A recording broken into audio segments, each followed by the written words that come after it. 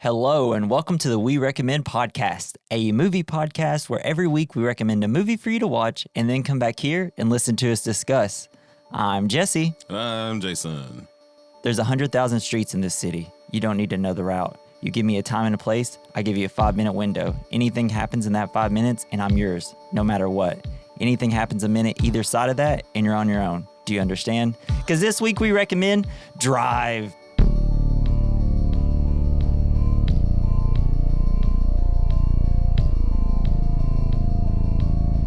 Lovely. So, you've never seen Drive. Loved it. It was Good. awesome. Literally have jumped over this table and strangled you. I can't believe I missed this. Yeah, everybody did. It was just kind of one of those movies that came out in select theaters. Man. So a lot of people didn't like it because the trailer gave off a Fast and the Furious vibe. Instead, it's a moody two-car race, Yeah, two-car chase film. Ron Perlman's teeth. Dude, you know what? Got the best teeth in the biz. Here's what I imagine. Let's say there's a God. He puts down some clay on the table. He just punches it 5 or 6 times. Says, "That's a man's face right there. That's perfect. Ron Perlman's That's face. Ron Perlman's face. I don't need to spend another second on that face right there. It's perfect." No, he's so great, especially being like a Jewish person that wants to be an Italian mobster. Oh, man. I love it because when I first saw it, I was like, Nina, I didn't know this. It's like, because I saw the cast and I was like, I don't think there's like any Italian people in here to be an Italian mob, because I knew it was going to be a little bit of mob. And then you see Albert Brooks and Ron Perlman. It's like, wait, what? This isn't an Italian mob. I thought it said Ninos, so I thought it was Hispanic at Nina, first. no.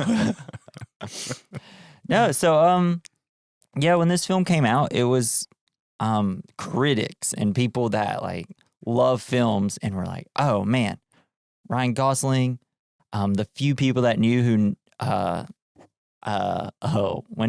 running Refn, the few people that knew him were like, oh man, this is going to be great. It's going to be like a slow paced, like slow motion type of movie where it's not going to be super, like not a lot of action, but there's going to be a lot of like feel, like, you know, It's going to give out vibes more than it's going to be like, yeah, this rules. But I don't know. Yeah, I love that. The one girl in the bathroom got her face vibed Blanche. right off of her shoulders. Christina Hendricks. Yeah, I know. It is kind of, it's not as, like, there's not a lot of violence, but when there's violence, it's like, It's great violence, it's man. violence. This is some good quality violence. I know. It's like, you don't need a whole lot of violence, but if you use it right and you do it in the right, and it makes sense for the plot, it's just like, It's mean, man. the elevator scene, like, how can you have a scene where I'm like, oh my God, this is so romantic. And at the same time, it's like, oh my God. I remember when I watched it, came out in 2011, and I used to go on IGN all the time to look up reviews for games, movies, TV shows, and stuff. And, you know, this was the first movie that year that I saw that got a 5-star review, and I was like, I love Ryan Gosling. I love Albert Brooks. I love Ron Perlman. I have to go watch this. Bryan Cranston, who doesn't love that guy? I didn't know much about Carey Mulligan at the time, but I immediately fell in love with her as soon as I saw this movie. I was like, oh, well, I mean, she's going to have a great career, right? She's amazing in this. And whenever it got to that scene, the girlfriend I had at the time was completely quiet. And after he saw the guy's face in, he was like, wipe your feet.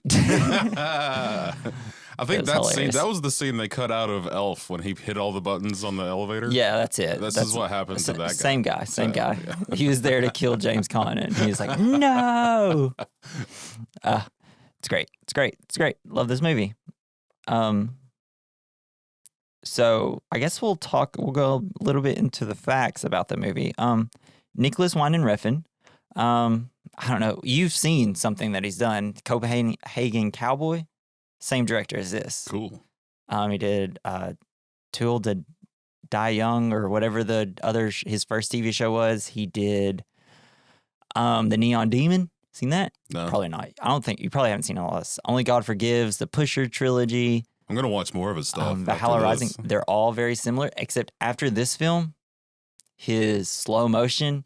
You saw Copenhagen Cowboy. When I told you, I was like, let me know how many slow motion 360 camera shots there are. because he loves doing that. Hell yeah. Valhalla Rising is really cool and crazy. That's got what's his name? Hal Rising? Valhalla Rising. It's got the guy that's in he's in Hannibal, the TV series. Mads Mikkelsen. He's in that one. Cool. That one's a good one. I feel like that's a good one to start off with after this. But yeah, he's a great director. I love him. But so he almost didn't get the job for this film. Originally, it was going to be Neil Marshall, the guy that did The Descent and Dog Soldiers. We already covered one of his movies. I didn't know that until today. I was like, there's a connection through all our podcasts. This is great. And so he almost didn't get the job, and the film might not have happened. Ryan Gosling and Refn have both talked about their terrible initial meeting. And so Refn was sick and delirious, apparently, when they met to talk about the film, which Ryan Gosling, apparently he interpreted as a lack of interest. And during their car ride home, REO Speedwagon came on the radio, and Refn started singing along, but also crying hysterically. And then turned to Gosling and said, the movie is about a guy who drives around LA at night listening to pop songs. And if that song hadn't come on, the movie probably wouldn't have happened. That's amazing. It's something I love about hearing stories about this film is like how like it just gives me more respect for Ryan Gosling, and how even though he's like this huge, handsome guy, he's also kind of a freak, I guess, a little bit. Like, he loves stories where he's like quiet, but then like his rage builds and he lets it all out. But he also, I think, just outside of films, he's just like, oh, the weirder the kind of people I work with, the more he kind of falls in love working with them. That's cool. Because he loves Nicholas Winding Refn. And it's like, if you watch anything with that guy, it's like, dude, the dude's a freak, man. He's a freak. I do like how just kind of, it's definitely like a dark movie. Oh man, I don't know. I'll just wait till we get into it. It's like a wild movie where it's just a classic movie of where you have a guy who is really good at a job, but all his good skills brought him into like an underworld, the underbelly of LA. And all he wants is just to get out. But the further he's trying to get out, the more it keeps pulling him back in until he's got no choice of just like, I'll kill everybody. Yes. But like the great thing about this film is that the dialogue, they just went through and was like, I'm cutting this out. We're cutting this out. You know what? You want to know what the story is? Read my face. Hell yeah, man. Which is why Ryan Gosling's so good. Because like every little silence you see of him, whether he's smiling or frowning, it's like, I get it, man. I know what this guy wants. It says a lot with a look. Yeah. So all of this is a quiet crime thriller. The trailers gave the impression that it was a car chase film, like Fantastic Four, like Fast and Furious. This caused one woman to even sue the studios. What? Yes, because she thought it was going to be a different type of film, and she was super upset when she went in. What fucking world does this lady live in? You know what? I do think the trailers were super misleading, though. It did seem like a crazy action flick, but it's not. Which I think this even happened recently now, where now someone sued because there's supposed to be somebody in a movie and they weren't, and they're like, you guys are just showing me trailers for movies that don't exist because they're completely different films when I go to watch it. I guess. So now that I'm sorry. No, well, so now they actually passed something to where it's like your trailers can't be super misleading. Like maybe that's why because I tried to buy this movie at the Game Exchange in town, and they said it was on the do not buy list, which means they did not have a copy of it. That's insane. I wonder if that's the reason.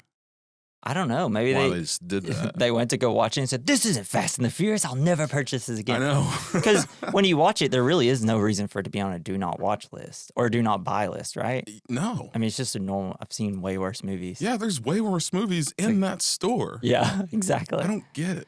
Maybe there's someone there who's like, I hate this movie and I'll never buy it. I hate actors named after birds. Though if like it was there, I'd go and buy it again. So, as Nicholas Winding Refn was going through mixer John Jules' catalog, this was like the guy that had a bunch of music for the film. He picked out "Under Your Spell" and "Tick the Clock" because he thought of the film being a fairy tale. During the climax, a real hero's keynote melody about becoming a real human being and a real hero, Yeah. refrains because that is when the driver changes to both of those statuses. Fuck At first, Jewel worried that Under Your Spell might be too literal, but soon realized it was used in Drive in the exact same way that I was feeling it when I wrote the film. He definitely got the nuance of the song and understood that it was supposed to mean, and he wanted to give the emotion to the viewer that same feeling. The music. The soundtrack was fucking great. Yeah. Dude, just like the synthetic, like the tick of the clock where it's like, it's like, it made me think that this was going to, and like the pink word, like the pink words on the screen, it made me think it was going to be like one of those gritty 80s, like like Miami Vice type things. And exactly. I mean, is it in Miami? I know it's in Los Angeles. It's in Los Angeles, yeah. But oh man, it was fucking cool. With my double feature, it's like there's like you'll have to watch what my double feature is going to be because you'll be like, I see a lot of Drive in this movie. It's great. No, I love the movie. Or the soundtrack. I used to listen to it nonstop, constantly. I'd just be driving. Even now, before we were doing it on my way to work, I just put on the soundtrack and I was like, man, I feel like I'd look a lot cooler if I wasn't in a Prius. So in preparation for this role, Ryan Gosling restored the 1973 Chevy Malibu that his character uses in the film. Fuck yeah, that's cool. After Ryan Gosling and Nicholas Winding Refn removed much of the driver's dialogue, Bryan Cranston felt that his character, Shannon, should make up for the lack of talking in the film and thus made Shannon a motor mouth, and much of his dialogue is improvised. Oh, that's cool. Man, freaking love Bryan Cranston. The guy just doesn't miss. He's good in no matter what he does. It's wild. Which one's Ryan Cranston? He's Shannon. He's the guy that owns the shop. Oh, okay, yes. And gets the... Oh, yeah. I know. It's wild. So the driver and Irene actually say very little to each other, primarily because Ryan Gosling and Carey Mulligan felt that their scenes should be more focused on the mood and refused to say many of the scripted lines. Mulligan summarized making the film as staring longingly at Ryan Gosling for hours each day. Fuck yeah, there's a lot of sexual tension. It's like, give me that job, you know? I do that. No, your job is like Mr. Bean, like you have to look at the paintings. Just to stare at Ryan Gosling. It'd be no problem for this guy over here. And despite the driving storyline, director Nicholas Winding Refn has no interest in cars. He doesn't have a driver's license and failed his driver test 8 times. Wow. Boy can't drive. He's tenacious. That's why Ryan Gosling had to drive him around L.A. for the whole movie. Ron Perlman won the role of Nino after explaining Nicholas Winding Refn that he wanted to play a Jewish man who wants to be an Italian gangster because that's what he is, a Jewish boy from New York. It's like, man. Yeah, Italians don't let anybody else, and they're have any fun. Yeah. They don't. That's what I always heard. Italians, no fun. They like having all the fun. They just don't want to share. Yeah. Ever. Italians are like, I'm coming after you. Throwing up their hands. So the opening chase scene was primarily filmed by Nicholas Winding Refn within the car's interior. In an interview, Winding Refn revealed that the idea for the scene was to emulate the feeling of a driver in an ocean of sharks. Sharks are very important in this film. Never leaving the vehicle during a car chase so that the audience can see what's happening from the character's point of view. Tied on money and time, he shot the scene in 2 days with 2 different setups prepared in the car. The director found it difficult to have mobility with the camera, so he would then switch the camera to 2 additional setups nearby. As downtown Los Angeles had changed for the better, Refn avoided certain areas to preserve the gloomy atmosphere. Additionally, the scenes was shot at low angles with minimal light. That opening, am I right, bro? Yeah, it was awesome. As soon as you hear him talking on the phone, you're like, oh, this guy means business. This guy knows what he's doing, and everybody's in trouble. Yes, he's like a professional. You're like, oh, this is going to be awesome. Yeah, isn't like movies about people that are just good at something? Yeah, it's always great. And then they use their skills to heist stuff. That's all. This makes it double good. Yeah, we watched recently the movie Blackberry. I don't know if you've heard of it, but it has Glenn Howerton from It's Always Sunny. He plays like one of the guys that was like co-CEOs of BlackBerry, and then you got Jay Baruchel. I've heard about this film. Yeah, it's so good. Really? But it's essentially about, just how BlackBerry came to be. But you have Glenn Howerton, who is just like, he's a shark. He's like, if I want it, I'm going to go get it, and I'm going to know how to do it. And I'm also a douchebag and super mean. Then you have Jay Baruchel, who can just, like, create whatever he wants. It's like, you give him, like, 30 minutes, like, I'll have a phone ready in 30 minutes, I guess. That's cool. Wish I could do it's great. anything. It's great. You need to get AMC Plus. That's what it's on. I think I have it. I don't know.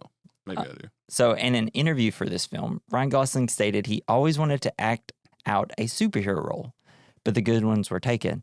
The driver character is something of a superhero, which with the scorpion jacket as his costume. Gosling later turned down the role of the Joker in the 2021 Suicide Squad due to his no sequel rule. Oh. And as of today, rumors are that he's joining the MCU. So I guess that no sequel rule has went away. Maybe he's just a different character. Yeah. But, like, you agree with this, right? I mean, the driver is a superhero. Like, think about whenever he's going after Nino. And he's like, got the mask. Yeah, he's got the mask and his jacket, and he's standing on the beach just staring down at him, and like so stoic. And it's like, wow, this guy's like the Punisher. This guy's turned into a psychopath. Hell yeah, I loved it. So Bryan Cranston was one of the first actors Nicholas Winding Refn looked at to cast, as he was a fan of Breaking Bad. Knowing Cranston had other opportunities, Winding Refn tried to interest him by asking how he would like to develop the role. After not hearing back, Winding Refn called him at the very same time that Cranston was writing on a piece of paper pros and cons of doing the film.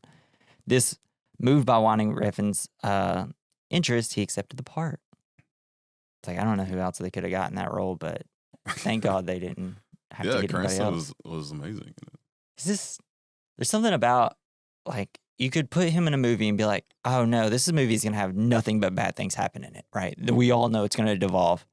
But it's like, you just see Bryan Cranston and you're like, I'm glad you're here, man. We really need you here. I'm nervous you're around. But then they flip it because obviously everything Bryan Cranston's in, something bad, terribly happens to Bryan Cranston. It's like, no, I should have known. I don't know. Love it. So Gosling's performance is marked by the minimalist dialogue, with Driver only speaking a few words at a time, if at all. In the entire film, Driver speaks only 116 times with a total of 891 words. Does he have a name in the movie? No, they always just called him the kid or the driver. He's called the driver. Oh, okay. So throughout my notes, I just call him Ryan or Gosling. And then every once in a while I'll throw a driver. I'm like, I'm going to be so confused reading these things. But think about that. I have over 4,000 words just for my notes. Wow. This guy only speaks 891 words. So my first page has more words than he has through the whole movie. He wrote his script for him. Right? So yeah, is there anything you want to talk about before we get into the script? I don't think so, man. It's just, I had a great fucking time watching this. Yeah. So Ryan Gosling plays Driver, Carey Mulligan is Irene, Bryan Cranston is Shannon, Albert Brooks, the man, the legend, Bernie. Yeah. He's, what's his name in Finding Nemo? He's the dad. Oh, really? Yeah, that's his voice. I didn't recognize He's that. also in, he's in a ton of great movies. Broadcasting News, if you haven't seen that, you'd love that one. This is my first Oscar Isaac experience. Which one is Oscar? Standard. You know, he's in like the new Star Wars movies as Poe Dameron. Fuck, I don't know. Oh, wow. Dang. I was expecting Christina Hendricks. You know anything about her? She's Blanche. She's in Mad Men. I liked Mad Men. That's mostly what people know. Ron Perlman, great. And I think that's about all the recognizable names. Cool. So we're going to head into the plot. Ron Perlman is like great at getting killed in movies. Mm-hmm. He really is. He's wonderful at it.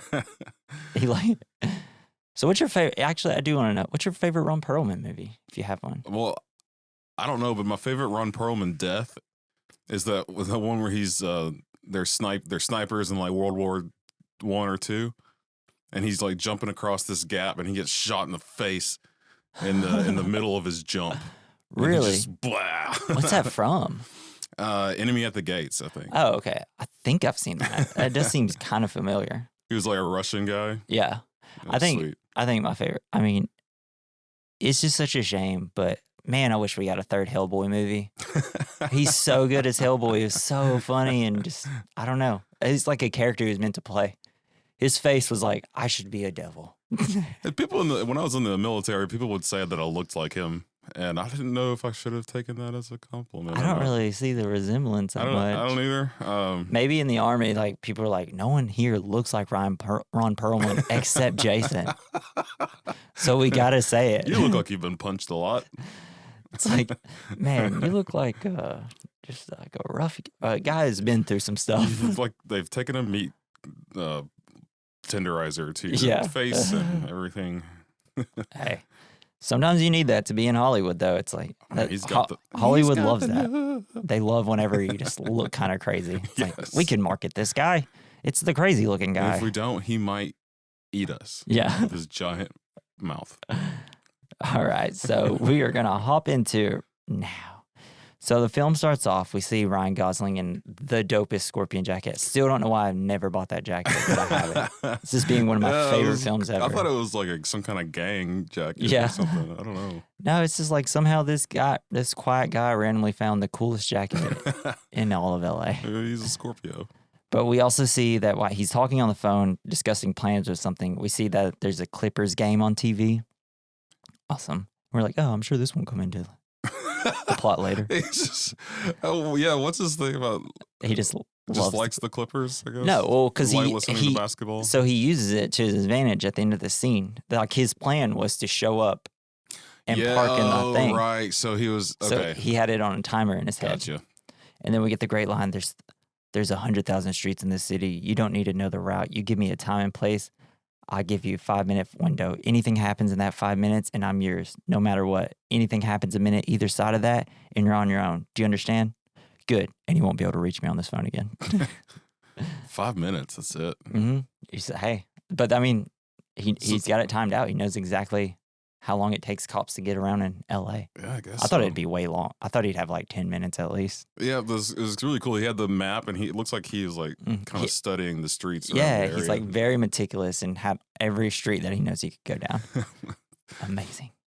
So we see him driving around, just getting ready getting prepped. You got the great score. It's like yes. Oh, God, I love this score. I could just watch, if the whole movie had no dialogue and it was just Ryan Gosling going around, just put it in black and white. No, don't put it in black and white. But just like take out all the dialogue and then just make it like a silent film. I'd still love this movie.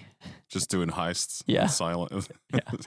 So he's driving to the mechanic shop. He goes to meet Shannon, who, like, we see that he has all these cool cars, and you're like, yeah, which one he's going to pick? Yeah. Which one he's going to pick? And then they land on a Chevy Impala, and I was like, huh? I mean, he dropped 300 horses in it. Yeah. It's like the most popular car in the state of California. Hell yeah. And then around 2011, 2009, it was probably the most popular car everywhere. I knew at least 4 or 5 people that owned a Chevy Impala. So we get more great shots of L.A. We see Ryan. You hear him in the car listening to the game on the radio. Still at this point, you're just thinking, man, this guy loves the Clippers. And he's just listening to the game. I thought, because he was watching it on television in the hotel room. I thought he was really interested in the game. And then he stops and watches as 2 guys go in and rob a place. He sets up his watch for 5 minutes, and then it's a ticking clock. Yeah, that kind of, I was thinking, like, if he's going to be turning the wheel, there's no way he's going to be able to look at the watch. Right? It's like, holy crap. I should have put it somewhere else. Yeah, like on his wrist. Yeah. I don't know. We see, like, you think he uses an Apple Watch now? Like, if he was doing it today? No way. You trace those. He's like, I prefer Android. Yeah, you got to go with a Timex. Yeah. So one of the guys, he makes it out, and he's got this, like, the tense scene of, like, come on. Yeah. Come on, make it out. And you're thinking, oh shit, he's going to leave that guy. Yeah, that guy would have been screwed. But we see that he makes it out just in time. He drives off, and we're thinking, like, here we go. We're going 100 miles an hour. He just slowly kind of pulls out. Yeah, he's so smart. Yeah. And then, like, he sees that there's like a cop pulling by, and he pulls behind like a semi truck to just sit and wait. And I love it because the score's building. And then you just got the 2 guys behind being like, should we be stopped? Like, I'm surprised they didn't say anything. Should we not be moving in like any sort of way? They just had a lot of faith in this guy. Yeah, and then the cop drives past, and then he drives off and just gets right behind the cop car, and I was like, I didn't think of that. Didn't think about doing that. That's a really good idea. But he also he drives behind the cop, and they like circle the block, and they drive right past the place they just robbed. Yeah. And the guys in the back are like, what the fuck? What are we doing? It's like, we're going to be here all night. So, but then we see a helicopter in the sky that eventually spots them, and this is when we start seeing the speed up. But then he's like able, after a few crafty moves, he's able to lose them. And then he just like goes and parks again. Every time you think it's going to ramp up, he's like, nope, we're stopped. It's like a Grand Theft Auto when you go to the paint shop. Yeah, exactly. All the cops disappear. It's like, cool, I got a 3-second paint job. This is great. But then, so once they're clear, he slowly drives off again. We hear the game is getting close to the end of the game. He stops at a red light, and there's a cop right there. And this time it's like, okay, there's nothing you can do. You have to drive, boy. Yeah, when he hears on the police scanner, he's like, oh, I see him. He takes off. And that's so great. It's just like, there's a possible suspect in front of us. You just keep a lookout on him. Man, that's such a good voice for a cop. So then the chase is on. He does some cool, like, quick turns. The cop can't even keep up with him because they ain't got 300 horsepower under the thing. No, they have better cars. I was gonna say, they probably couldn't keep up. Corvette engines in their police cars. I was going to say, they probably couldn't keep up because he was able to turn a little bit better than them because they had too much power, probably. It's just crafty. But then we see that he's getting close to the Staples Center. Then he pulls in, drives. Somehow there's a parking spot right inside the entrance. Lucky. And then he just puts on his hat, reverses his jacket, walks out, doesn't say anything to the two people. Walks right past the car. Yeah, the guys in the back are like, I guess we get out. It's like, well, we look like we are robbers and we have giant duffel bags. So I don't think we're going to get out like you think we are. But so, and then I love that there's a part where the cop's like walking towards him and he has to step by and then step around. And it's like, that was him, guys.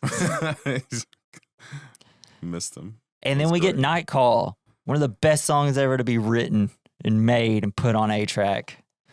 Night Call. This is how I feel. It's like the very beginning song where it's like, you got that guy that like that weird voice. Love that song. Listen to that song a billion times over my time. I want to get the soundtrack. It's really just like 3 songs. Then you got all the ambiance music. And then you have that one song where he puts the mask on and goes look at Nino's where it's like, oh, that's like, because every time I was listening to the soundtrack, it'd get to that song and be like, what are we? I was like, the vibe is different now. It's like kind of a psycho vibe. Exactly. So we just get some shots of Ryan Gosling driving. Great shots of LA. You got the pink lettering, which is amazing. Yeah. And then, so he goes home. You see that he's going to the elevator. Irene's passing him by. And he goes into his home, but he immediately leaves because you know why? He just likes to drive? The road is his home. Oh, that's what I may have thought. Or I think that this is supposed to just show that like he doesn't have a life. And he's unsatisfied and he's just driving around because he doesn't know what to do. Aimlessly. Yeah. So cut to him in an elevator, I guess when he comes home later that night. Irene comes in. It's like a bit awkward. They make some smiles. So he's been driving around for 8 hours at this point. Probably, Not sleeping. And then like we learn like their slow motion walk. It's beautiful and great. And then we see that they only live 2 doors away from each other. Oh, you're like, they're going to fall in love. Yeah. They have to. And then the funniest cut in the film, we cut to Ryan Gosling walking around in a police uniform. I know. I was like, shit, he's a cop. Is that tricky for a second? Yes. Everybody started laughing in the theaters in 2011 when they saw that. Everybody's like, what? That's cool. He's a cop. But no, even cooler, he's a stunt driver. Man. Yes. And we see Shannon is like his agent, I guess, or something. He's telling him, like, you don't have to do it. And then we see the driver put a goofy mask on. It's like the dumbest looking thing ever. I love it. And then we see he does the stunt perfectly, as always, because he's perfect. Whoa, Jesse, cover that boner up. That's why I wear my tightest jeans. I wanted you to see. Oh, no. Get me out of here. So we see him at a grocery store. He sees Irene and her kid, but he walks to another aisle so they don't see him back. He doesn't want to get close to anybody. I don't think. But then he like listens in on the conversation. It's a cute little mom and kid conversation. Yeah. But as he's walking out, he looks over and we see that her car is broken down and he gives him a ride. And it cuts to the elevator. He's playing like a staring game with a kid, which he does like 2 times, which leads perfectly to the ending of the film. Hilarious. Kids love staring games. Yeah, they do. Well, I mean, they just love staring at people. Yes, they do. And I have a niece that all she ever wants to do when I'm around is have a staring contest. Really? That's awesome. It's annoying, but so he helps her into the apartment. The kid has a mask. Scary. It's like, You want a toothpick? Want a toothpick, kid? Hey, I'm from Boston. Here. You want a toothpick? He's like, I've got this one toothpick that I put in my ear. Yeah. And I always have. It's really gross. And we learn a little bit about Driver here. He's been in LA for a while. We learn, then we also learn that her son's father is in prison. His name will be Standard. She asks, like, what do you do? And he's just like, I drive. She's like, could you be a little more specific, please? Yeah. And you see, like, whenever he says for movies, and she's like, is it dangerous? She loves dangerous men. She does. She's so turned on. Like, there's so much chemistry between them. There's long stares. Like, you know what I love in a guy? Where I feel like I can't have a conversation. I love men that don't say I love anything. the fact that I don't know if he's a serial killer or just the most handsome man alive. He could be anybody. Right? Gracie's just going crazy over there, man. I'm not. I think she wants to get down. She'll just let her down. No, she seems to be settling in. Good Gracie, just stay. Right. So there's so many long stares. She learns that he works at a mechanic shop as well, and she wants the bone. Because after he leaves, she turns around and is like, oh, I got the vapors. Then we cut to Nino's Pizzeria, and this is where we get to meet our two villains. We have Shannon. This was so funny. He's like, he's at a pizzeria, but he's getting like Chinese food. And yeah, Bernie, played by Albert Brooks. It's like, where's the chopsticks? It's like, oops. But you see that Shannon and Bernie, they kind of have like a prior history with each other. They're having a meeting. Shannon wants to buy a race car, and Bernie wants Bernie to lend him the money because Bernie's a mob boss. He's like the leader, I guess. And he wants him to be part owner. Shannon says he is sure because he has the driver, but Bernie's like, what? Like, nothing ever good happens with you. No. Shannon. Nino comes in. He's so mean to Shannon immediately. But we learn that he's a Jewish mobster who owns an Italian pizzeria. Bernie says he will think about it, but he wants to meet the kid. And then we cut to Ryan, the driver, driving. It's like at a NASCAR track or something like that. Yeah, like a small circuit track. Yeah, because the car that they're wanting is a stock car for like NASCAR, and he thinks that Ryan Gosling can do it. And we cut to the driving, and Bernie says he's so upset if this would have turned into a NASCAR. Right, you'd be like, Jesse, I didn't want to watch Days of Thunder. Talladega Nights, yeah. Not funny. So, but Bernie loves the way he drives. Ryan goes to meet Bernie. He's like, Bernie goes to shake his hand. The driver says, my hands are a little dirty. Bernie, so are mine. He's like, whoa. Oh, I'm a criminal. And early Shannon was like, here, don't talk about it. I'm going to lowball the price. And then Bernie is like, I'm giving you $300 for 70%. Deal. It's like, all right, that's probably better than I thought I was going to get. Yes. And then we're back at the mechanic shop. Irene comes in with her car. Gosling's looking happy all of a sudden. It's like his tough, like, exterior is like slowly following to where like we're seeing him smile more. You can see that he's like to me he's thinking like, this might be my out. Like, this might be the family that I want. Yeah, I see what you're saying. He's seeing a life that could be where he's not, in the criminal underbelly. Her husband gets out of prison. Dang Oscar Isaac. So Shannon, he's starting to see a connection, and he's like, it's like there's kind of an awkward quietness for a second. Shannon's like, so y'all know each other? Ryan Gosling, don't. Just immediately walks away. It's so cute. I love it. So the kid and Gosling, they have their second staring contest. You blinked. Shannon offers Gosling to drive her home. We learn a little bit about how him and Shannon became partners. Shannon tells him that he is driving her home. Ryan sees what he is doing.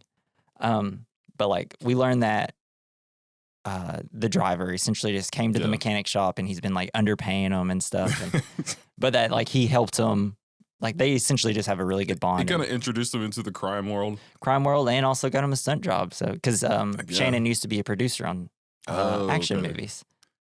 That's interesting. And you don't hear anything else about the driver's life. This is pretty much it. That's it. He's a 5-year-old human man. You've learned everything you need to know about the guy.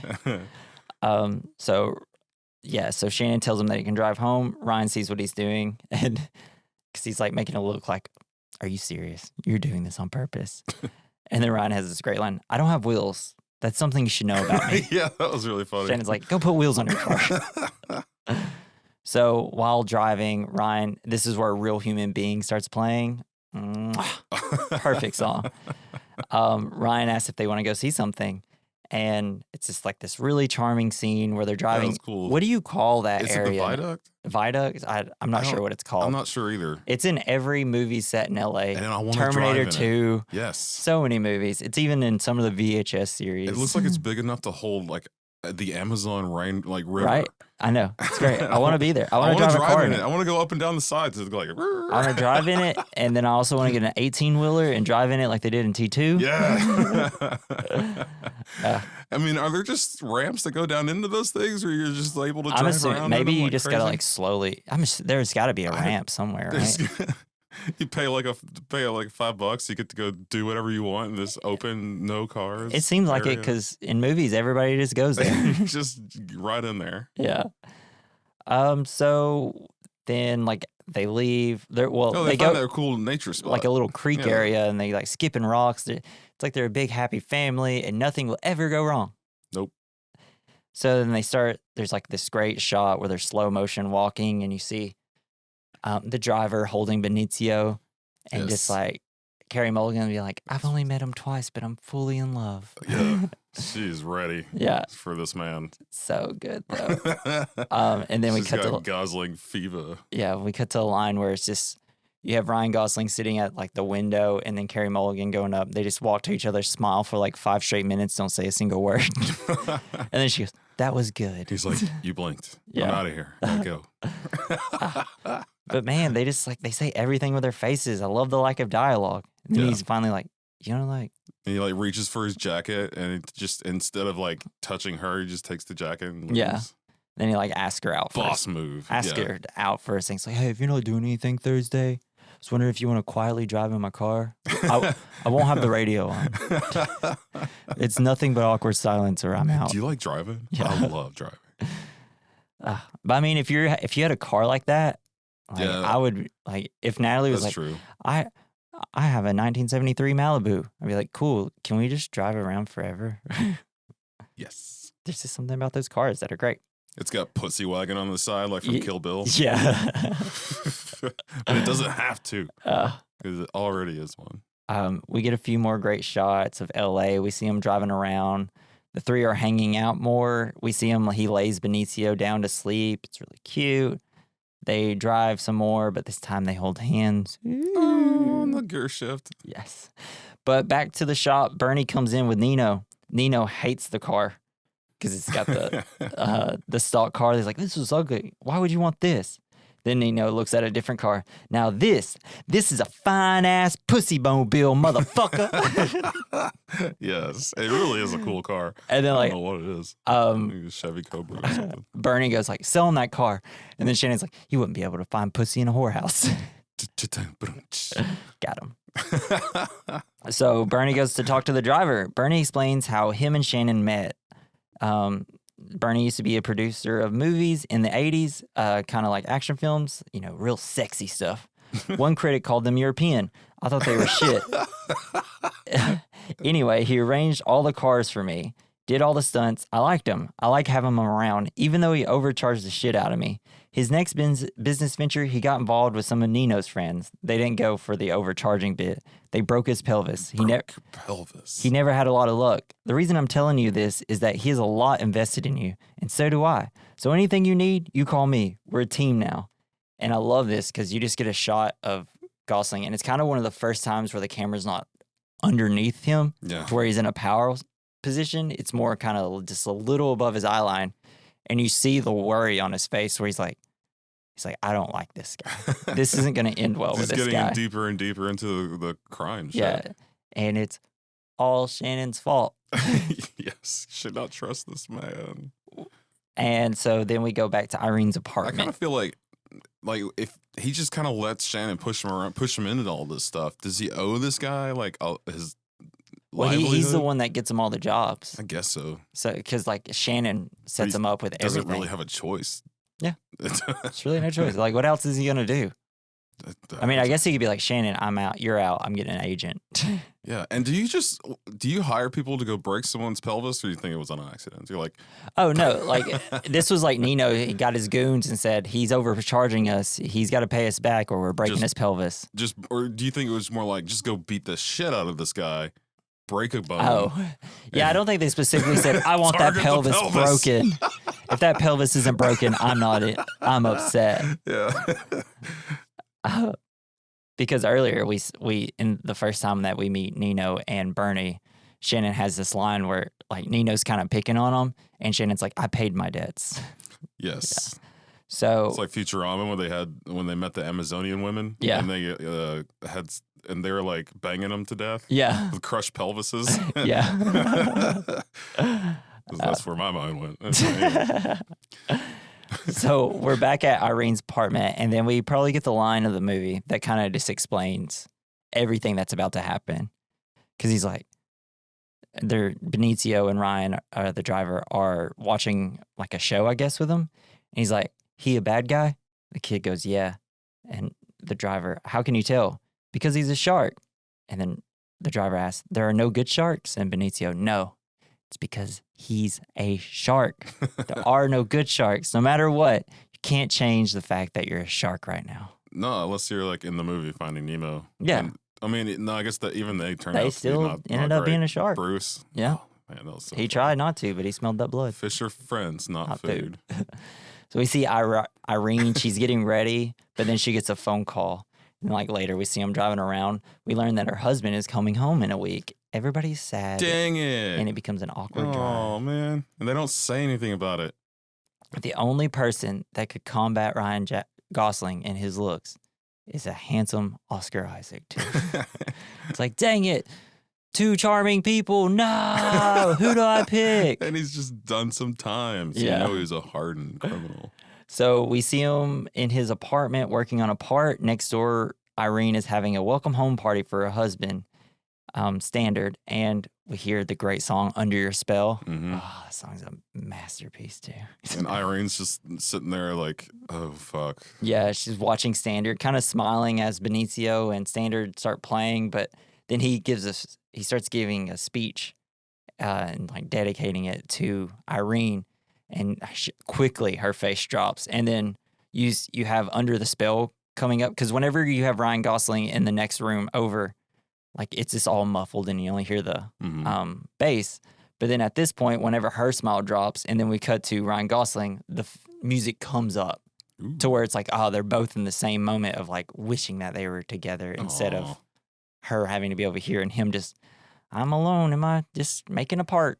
Because now that Standard's back, my life is essentially back to where it started at the beginning. That's Standard. It's a weird name. Yeah, it is. I mean, I guess it's just like a name for a character. It's a standard fucking bad husband criminal guy. But then we get the great explanation later on how Irene and him met, which is pretty clever.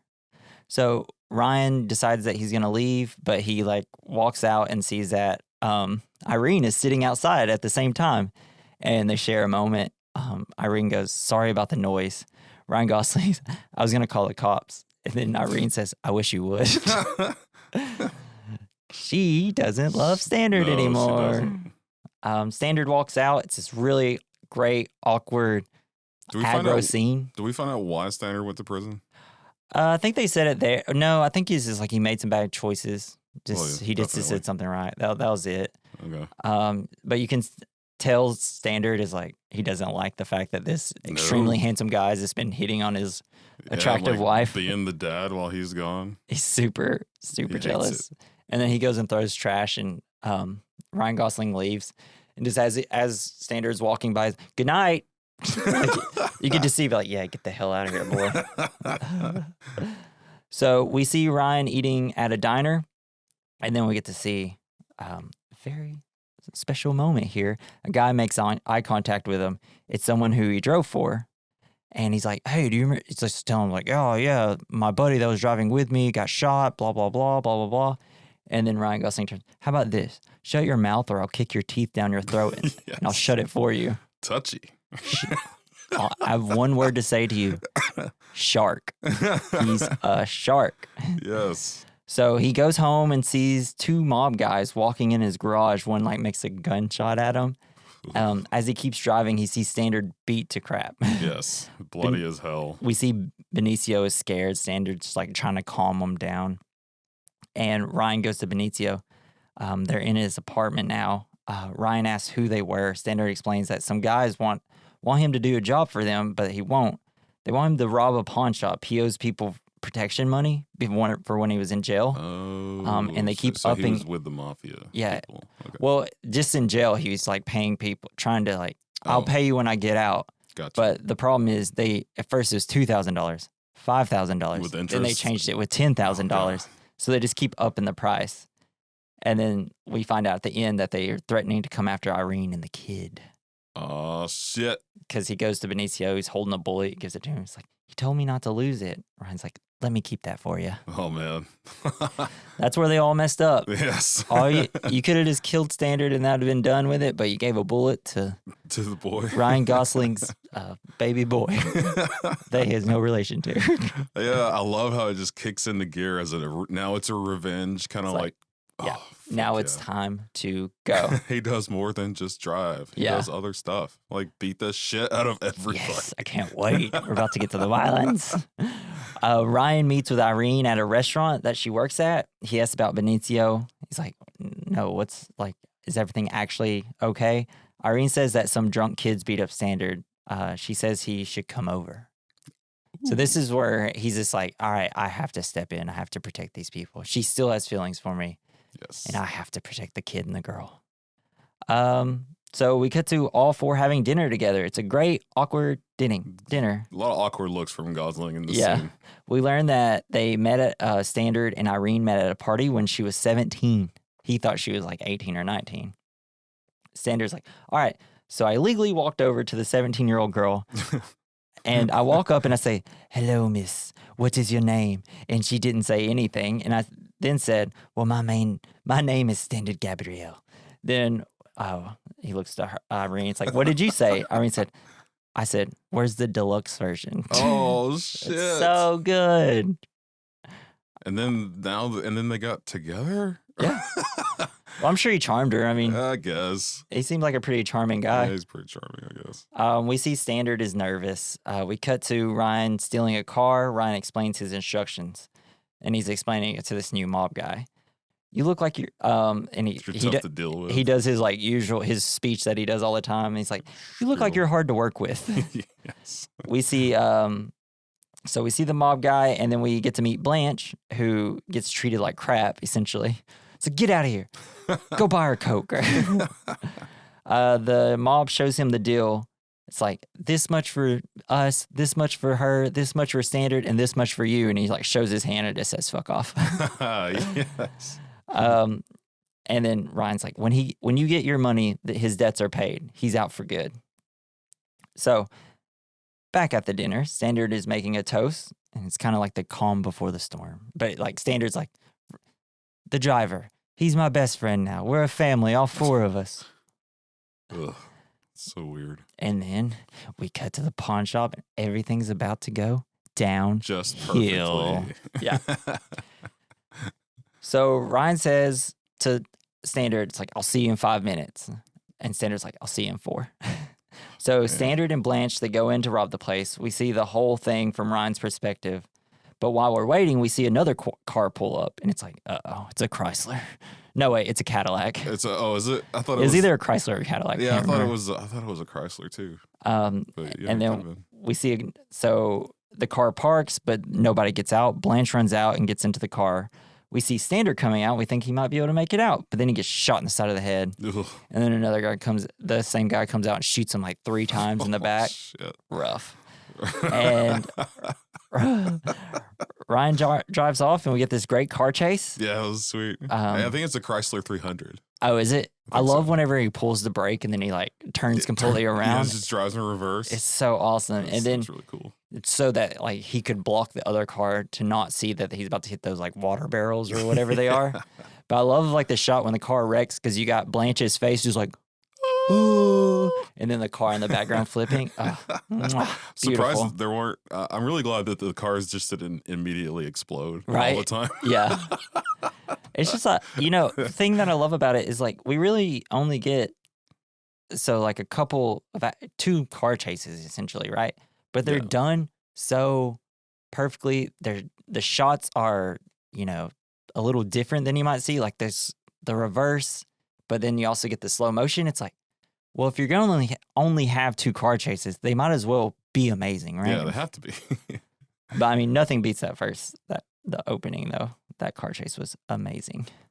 I don't know, like yeah, you're right. The last one though is like just fucking cool. Yeah, let's just go. So then we cut to Ryan and Blanche. They're in a motel room with all the cash. They're only supposed to get $40,000, and it's like 2 duffel bags full of cash. And it's like, nope. We'll later learn that it's $1 million. When Ryan exits the room, Blanche makes a call. We cut to Irene having to answer questions with the police. Ryan calls her, and Benicio picks up. And he's like, she's talking to the police. He's like, all right, I'll call later. Because the husband's missing? Yeah. Yeah. And, because he's shot dead. So it's trying to ask, like, why did he try to rob the place? When's the last time you saw him? Yeah. Okay. And then we get they're watching the news, Blanche and the driver, and the news program says, Standard acted alone and no money was stolen. Ryan's immediately like, what the hell? Uh-oh. Let me put on my gloves. About to smack a bitch. And then he gets a text message, right? Like his phone kind of buzzes. So first he like hits her and he's like, you just got a little boy's dad killed. Oh, that's right. And then he's the gun up to her. She's like starting to tell him the truth. This is where it's another moment where it's like, yep, he's a shark. He's not a good guy. He's a shark. Man. So she says a car was supposed to hold them up because they were going to rip them off.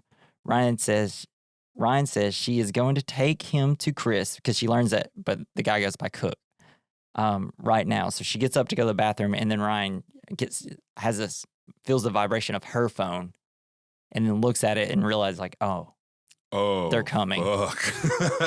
And this is when it got real violent, real fast. Yes, It's just like a shot of it, because you've just been like, oh, it's been slow, and then it's like here, it's like a shot of adrenaline straight to your heart. Yeah, he sees the shadows in the windows, and he just immediately starts pushing the. I love that shot too when he realizes that shit's about to go down, and he just kind of zooms in on him. Yeah, and then everything happens. You see it, the guy shoots Blanche straight in the head. Oh. That was one of the coolest fucking headshots I've seen in a movie. And then the guy's like slowly about to come into the room. He like hits him, takes a freaking, I guess this is a curtain, something that holds a curtain, stabs him right in the like chest, and then like again, it's covered in blood. Just covered in blood. And then another guy breaks down the door, and he like takes the shotgun and shoots him. Blammo. Because one thing he doesn't do, it's like, so before that scene starts, he's sitting like against the wall, and he's like, he looks scared. It's like for the first time where we're really like, oh, he's scared. Because he's about to do all the things that he doesn't do. He only drives. He doesn't kill people. He doesn't use guns. Yep. And so like once he makes this decision, he's a different person now. Because we see him whenever he like his face comes out and it's covered in blood. Yeah. And then he's like, he's just staring. He can't believe it's like, I'm crazy now. I'm insane. Yeah, I was wondering like is he just thinking like I'm just changing, or like is he waiting for someone else to show up? I think it's just like everything that he did and knew is completely different now, and now he has to be this guy that he doesn't want to be. That's kind of what I feel from it. Yeah. And he's like, crap, I'm a shark. Hell yeah. I didn't think I was a shark, but I'm a shark. He smells the blood. Yeah. So Ryan is back at the shop getting his gunshot wound fixed. Shannon thinks Bernie would know who did this and that he could, be like, look, like, he will just give you the money and we'll be done. Shannon wants to keep the money also at the same time. He's like, oh, I know a lot that we could do with it. So Ryan, he gets ready. He's like superhero mode now. Right? He goes to that strip club to find Cook. This is insane. This is one of the most gorgeous shots like in film. Just all the lights. No, just all the lights and how it's lit and how they shot it. It's amazing. Because even there's a room full of women with their tops off. I'm like, good start. I don't care. this looks amazing. This shot's so amazing. I'm so engrossed. I don't know if this guy's about to beat the crap out of this man or what. Just walks in there, hammers his hand. Yes. He's such a badass right here. Yes, it's awesome. One of the most badass things I've ever seen. Like, he puts the bullet on his head and he's like, I'm going to hit it with this hammer and it's going to blow your brains out. You also kind of see him like, he's trying not to lose it because he's like, you see him shaking, he's dripping, it's like sweat's coming off of him and he's like, you just know he wants to do it so bad because he's slowly becoming a psychopath. Yes. We learn that Ryan has Nino's money though.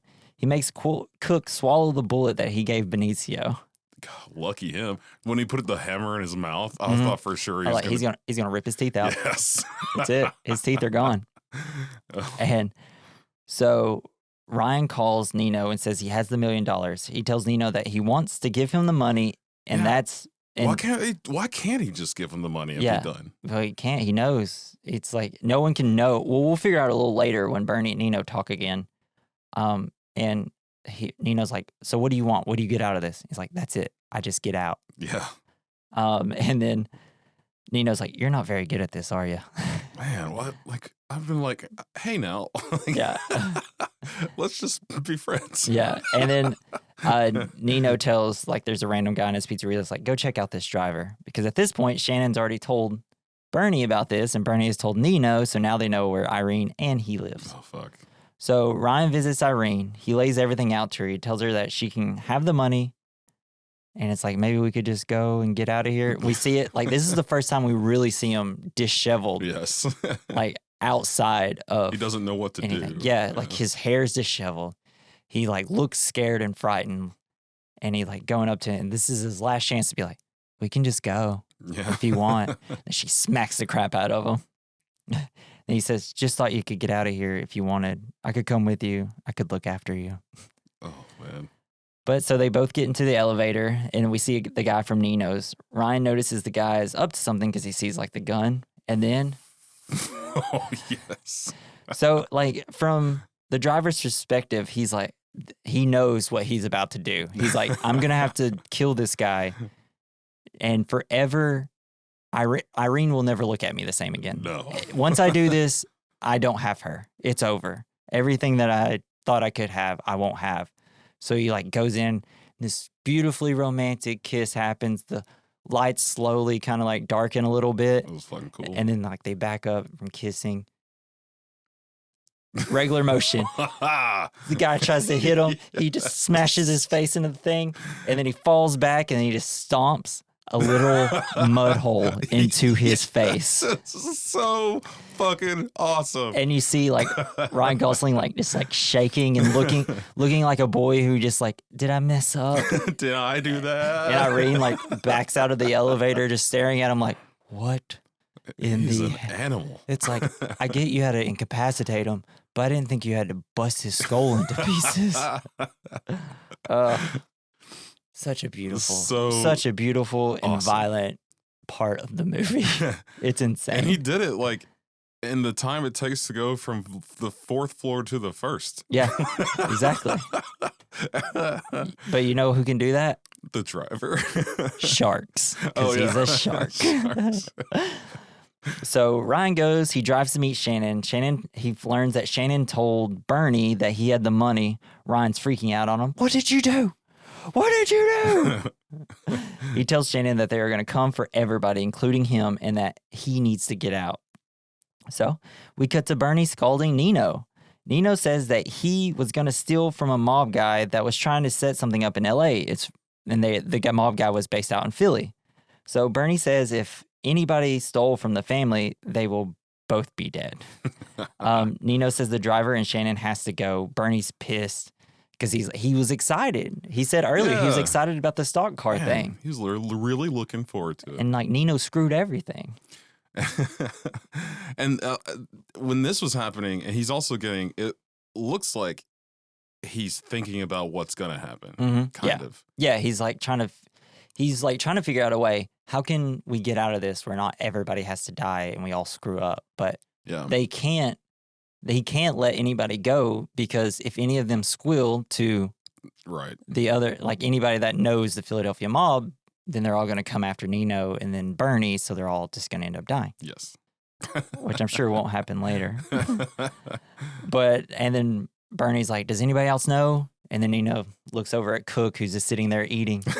And then Bernie just like takes a knife, that's like stabs it into him, and then just takes a knife and just stabs him right in the stomach. And then he looks to Nino. Now it's your turn to clean up after me. Yes. Albert Brooks is great. Albert Brooks, he decided that he was going to shave his eyebrows. I don't know if you noticed. Oh, no, I didn't notice that. He shaved the eyebrows so that you couldn't see emotion on his face. Oh. That's pretty cool. Interesting. Yeah. Yeah, pretty cool. So let's see what happens next. I'm going to make sure that fork went in the eye real clean. Yeah.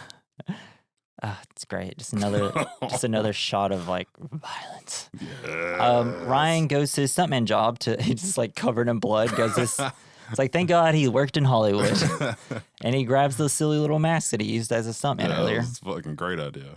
So, and then Shannon's about to leave, but Bernie's just sitting in there. It's like, all these processed cars. You think you have better locks. Bernie visits Shannon. It's like, Shannon goes, you break in here. I figured it's bad news. And then Bernie looks at Shannon. No, it's bad luck. Shannon, you have bad luck, man. Bernie tells him he has to set this straight. Bernie says he was getting excited about being in the racing business. I was excited. My name on a car. And then Shannon goes to shake Bernie's hands and cuts him. But from like elbow all the way down to the forearm. It's just I guess because he cuts all the nerves, it's not going to hurt after the initial pain. I guess. Because he's like, it's over, it's done. Gosh, you're just going to bleed out now. Fuck. But he's very sympathetic towards him. He really likes Shannon, it seemed like. And then we see him, he washes his straight razor like at home, he puts it up, and then we just see Bernie sit down. Thing is, you see Bernie sit down and he looks bummed. He's like, I didn't want any of this to happen. It's like, now I have a $300,000 stock car with no one to drive. Yeah, he's really worried about it. Yeah, as he's bleeding out. So Ryan goes to the shop to find Shannon dead. He like pushes him over because like Bernie didn't find the money, and it was literally right where he laid Shannon down to die. The money was in the trunk of that. Oh man. So Ryan goes to Nino. Nino. Would have killed him though, right? Yeah, Probably. He was gonna die no matter what. Yeah. So Ryan, he dons the mask. Yes. He goes to Nino's Pizzeria. He puts the mask on. Beautiful music. That beautiful music. He goes and walks, and there's this one little square where you can see his like goofy. And then it's like slow motion, and you have just Nino just laughing at a hilarious joke or something. And I love that the girl that he was, I guess, laughing with, she's just disgusted. She looks so pissed off. Like, you're not that funny. Yeah, she's like, this isn't funny at all. Ew. So we see Nino leave in a car, and Ryan follows him out. He rams him and then pushes him off this small cliff. That was fucking cool. Yeah. When he waited for him to the turn while he like disappeared into the fog. Yeah. And they're like, okay, let's get out of here. Then he turns on his light, revs the engine, and like pushes him off. And it looks so beautiful. It's just such a great shot. And then you just see him. He gets out of the car. Weird mask. And you just see him like standing, and it's this huge wide shot with like the ocean terrifying. in it. And it's amazing. And that scorpion, man, he's wearing the scorpion jacket. That could be like his superhero calling card. Like it's his costume. Could be the scorpion. And then he chases Nino into the river. Fun fact. Ron Perlman. I thought it was the ocean. Oh, the ocean, my bad. Ron Perlman broke his leg filming this scene. Oh. When you see Ryan Gosling like holding on to him, yeah, I think he's supposed to be making motions, but I think he's trying to hold him out of the water. Oh, to keep him from drowning. Yeah, I think so. That's which that could just be me putting that onto that part. But after I watched the movie, and then a long time ago when I looked up facts about it, I was like, oh, he broke his leg. I wonder if he's like holding him out. And then you see it, and he's like, well, he's just holding him. He's not doing anything to him when he's in the ocean. So yeah, I think he might have just been holding him out of the water until they yelled cut. Yeah, I mean, and then he just drowned him, right? Yeah, that's I'd assume he just probably beat him up and drown him. So then Ryan calls Bernie. He tells him, you know the story about the scorpion and the frog? Your friend Nino didn't make it across the river. Bernie says that they should meet. Do you know the story about No. So it's a scorpion needs to make it across the river. And so he asked the frog, like, hey, can I ride on top of your back to make it across? The frog's like, okay, I will, but you can't sting me because if you sting me, we'll both drown. Yeah. And then the frog gets halfway across the river, and the scorpion can't help himself and stings him. And they both die. That sucks. Yeah. So essentially, like what I gain for it is that everybody's riding on Ryan Gosling's back, but at every turn, everybody but Irene is stinging him in the back. Because they can't help it. They can't help it. It's what they do. I see. Yep. So he's the frog? Mm-hmm. And he's got the scorpion on his back. Oh, yeah. Okay. All right. It makes a lot more sense. Boy, I told you, 5-star masterpiece movie. Don't know what else I can say to you. So perfect, 10 out of 10. So Ryan calls Irene. He's saying his final goodbyes to her. He says being with her and her son was the best thing to ever happen to them, essentially. It's real sad. Sucks. I hate it for him. Ryan meets with Bernie. They just meet in this little like Chinese like restaurant, it looks like. Something like that. He tells him that if he gives him the money, she is safe forever, but he can't offer him the same. He has to go the rest of his life looking over his shoulder, essentially. Ugh. So he's going to let them both go. Yeah. Like he's a very sympathetic mobster. So we think. But you can't trust him, though. Can't trust him. No. Because they go out to his car, he pops the trunk, and immediately stabs Ryan right in the stomach. Fuck? But Ryan is able to like, I guess he kind of like holds his hand there and is able to just kind of sit there and take it while he pulls out something and stabs him in his throat. Yes. And he eventually kills him. He leaves the money. Yes. And then he wants to out of it. Like, we're like, oh no, it's over. But we see Ryan, he's sitting in his car. And what do we have? A staring contest with the audience. Because we're all sitting there. It's like, I can't blink. I have to know if he's alive. He's still beautiful. And then Ryan blinks and he's alive. He did it. He looked dead, but he's actually alive. Yeah. It's like the blinking contest with Benicio. Yeah. Real human being starts up. He drives off and leaves the money. We see Irene go to Ryan's door, but no one comes out. There was still a chance. Oh, man. There was still a chance. If he just was able to stay home and they would have been able to go together. We end with the driver driving, as we should. The end. Motherfucking end. Mwah. It was gorgeous. It was a beautiful movie. So since 2011, I have thought of this as my favorite movie ever. Nice. And I feel like it's like I always try to talk myself out of it. I'm like, it's just like just a simple movie. And it's like, I never understood. And like, why do I love this movie so much? But then every time I watch it, I'm like, this is one of my favorite movies ever made. Yeah, I mean, I even have Ryan Gosling over your shoulder looking at me from the movie Drive. Hey, Ryan. Hey, I got to find a place to put that. I need to set that up. You put it above your bed. Yeah. So you can watch over you. Yeah. Just so you can look. Me and Natalie, we kiss the painting every night before bed. So yeah.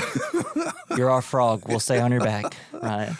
I'm not going to stay. But man, it's just like, it really is just one of my favorite movies ever made. Yeah, I can't believe I never heard of it and missed it because it's like, I love these types of movies. Yeah, and it's like, so good. I don't know. I love the moodiness of it. Yeah. I love how moody it is.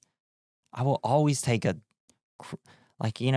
can have this or John Wick. And what I say, like, they have like a similarity in is the moodiness of those movies, right? Yeah, I guess it's like there's such vibes, and it's like, it's perfect. Versus something, we'll just say Fast and the Furious 8.